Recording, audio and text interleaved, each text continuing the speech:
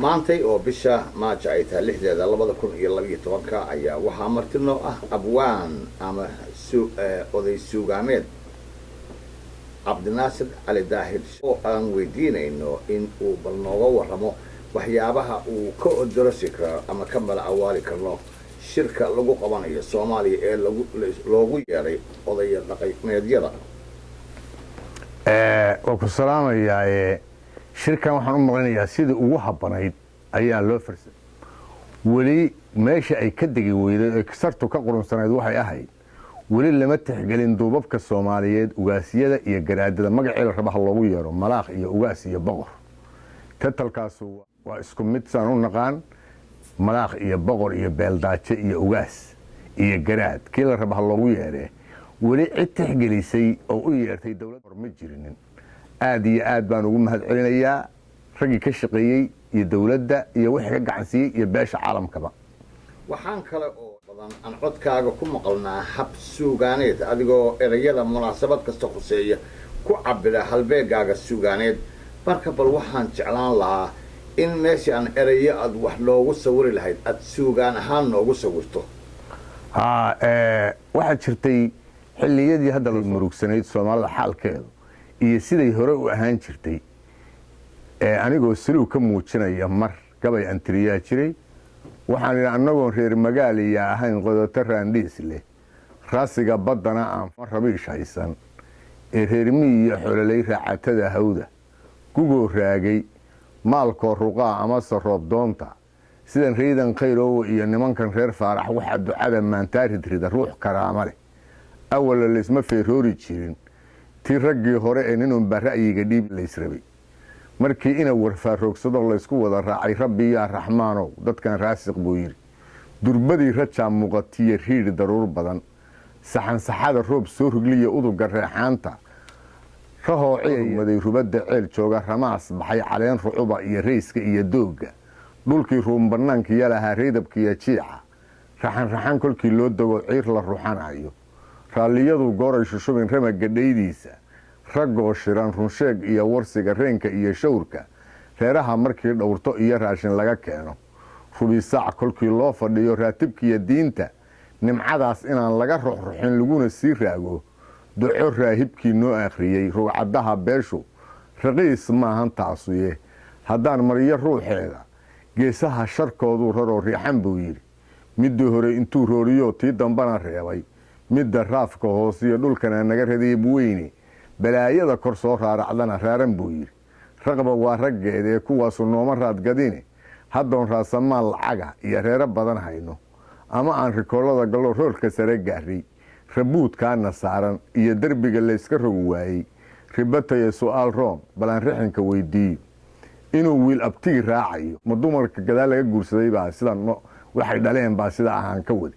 inuu wiil abtigi raacayo iyo gabadha reerkooda amuu geedku rucubtiisa dholaraanta mirihiisa teebaa ra'yiga geli ka dhow raasil noqonaysa afartaa halkaa iigu reeb waan ka sii rarin hana roorin sheekaan si wacan kaaga raaridaye allaaba waa rujaal kale inuu raalli geliyaaye rasuulkii udgoonaa hadduu noqon lahaa reerka risaalada wallan laga maqleen cidana raacdeenah inuu ruux carbeed yahay oo hadduu nabigu Soomaali ka dhalan lahaa waxba lagama dhageysteen hadda waa nin carab ka dhasho ilaahay baa carab ka soo saaray markaan suluugayay weeye hadda waxa weeye waxaan qabaa si qurux badan sidaan ugu tahniyadeeyay oo ugu abaal hayo dawladda hadda ragga farsameeyay dawladdan Cabdiwali iyo madaxweyne Shariif ay madaxda ka yihiin siday u farsameeyeen iyo beesha caalamka inay odayaashoodii asalka ahaa oo dhaqanka u yeeraan aad iyo aad baan ugu hambalyeynaya waxaan kale oo oranaya hal maalin bay ceel joogtaa odayaasha Soomaaliyeed iyo ugaasyada maantay adigu ahaa fursadna waa la inisiiyay maantayto meeshaad ku fudhaan bay arrintu taagantahay maanta waa in dastuurka aad ansixisaan. dastuur dowlad aan dastuur lahayn lama samayn karo. dowladdiina rag aqoon leh iyo dastuurka dad aqoon leh inaad xushaan, inaad sida laynii tixgeliyey shalan laynii doortay inay maantayto mar haddii talada gacantiina midada gacantii laynii gashay inaad si fiican maanta u farsan aysan ini ka hoosin, inaan wax calqaladeeyo shirkaa aysan dhicin, inaad wax badan tanasul badan adinku isu suubisaan, inaad waxyaabaha goldoloolada waa laga gudbi doonaaye maantay waa la farsameeyey, waa laynii yeeray, adinkaana dadka madax u ah ilaahay ka sokow, dadkana taladiisii waa laynii dhiibay inaad shirkaas dastuurka ansixisaan. dowladda baarlamaanka ragga gala iyo rag fiican oo aqoon leh oo dadnimo leh oo karti leh oo wanaagsan oo ixtiraam leh inaad u soo xushaan. shirkaasna inayna ku kala kicin aad hirgelisaanna hawshaas ayaanayna ka codsanaynaa. waxaan jeclaan lahaa hal su-aal in aan ku weydiiyey. haddaad maanta la hadlayso odayaasha hadal baad u dhiibtay, dabcan haddii alla raalli ka noqdo way maqlayaan. dadka kale ee soomaaliyeed ee ama dalkii jooga ama dunida ama hadhow daawan doona cajalada aan iminka duubayno,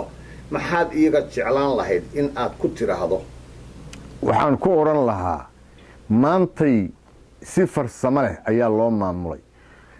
ciddii aad duubateen oo aad doorateen marka la yidhaahdo ugaas baa la doortay ama malaaq baa la doortay, waa la duubay baa la yidhahdaa. waxa lagu duubay waa karaamadii iyo sharaftii beeshiisa ama tolkiisa. kolka wax kasta adinka ninkaad doorateen, dadka aad doorateen, waxaad u xulateen sharaf iyo karaamo inay leeyihiin. ha karaamo tirinina,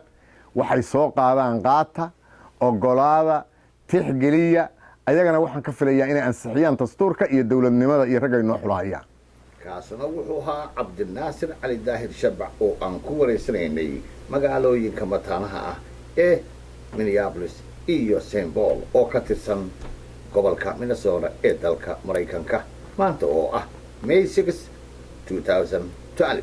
mahadsanid abwaan dhaga dheere. adaa mudan.